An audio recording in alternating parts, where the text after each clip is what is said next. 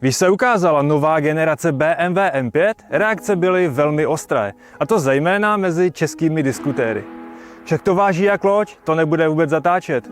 Proč je to hybrid, když to vůbec nepojede?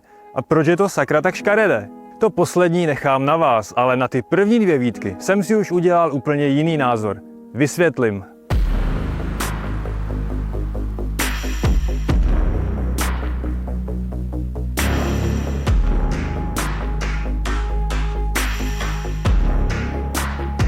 Ano, to auto váží přes 2,5 tuny. Jasně, některé ropné tankery jsou lehčí.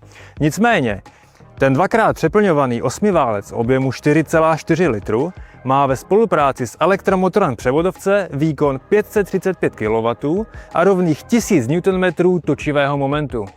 Takže když dám launch control, auto vystřelí dopředu neskutečným způsobem.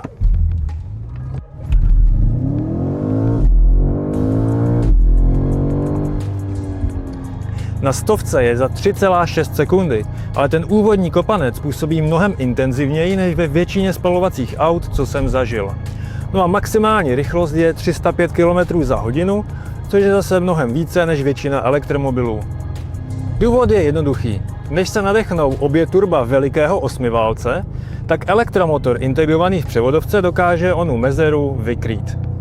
No a nemusíte se vůbec bát, že by mu došla energie.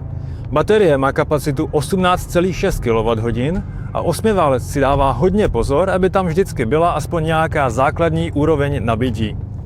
Nevěřili byste, jak rychle si tu baterii dokáže nabít, když se zrovna neřeší ekologie. No a jak slyšíte, o zvuk se tady taky bát nemusíte.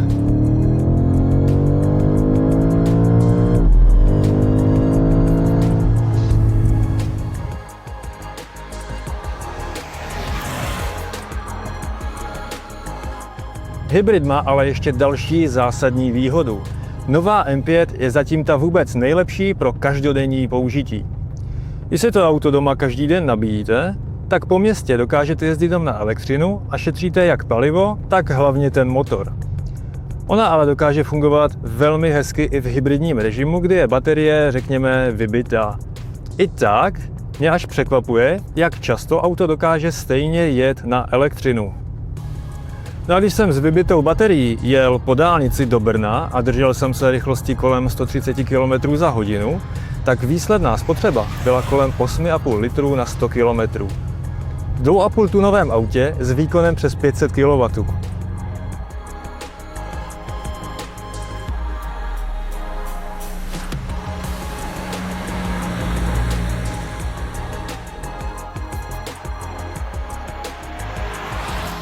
No a zase ten zvuk. Chcete přijet v noci do spící ulice a nikoho nezbudit? Tak si přepnete do elektrického režimu a autem jenom potichu přibzučíte. To předchozí M5 taky neuměla.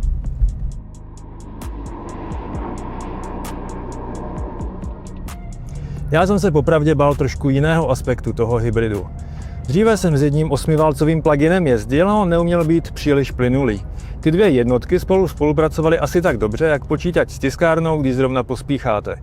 No a proto mě nová M5 překvapila tím, jak krásně plynulý ten hybrid je. Když jedu na elektřinu a spalovací motor se zapne, nebýt toho zvuku, vůbec bych o něm nevěděl. Tak krásně plynulé to připojení je.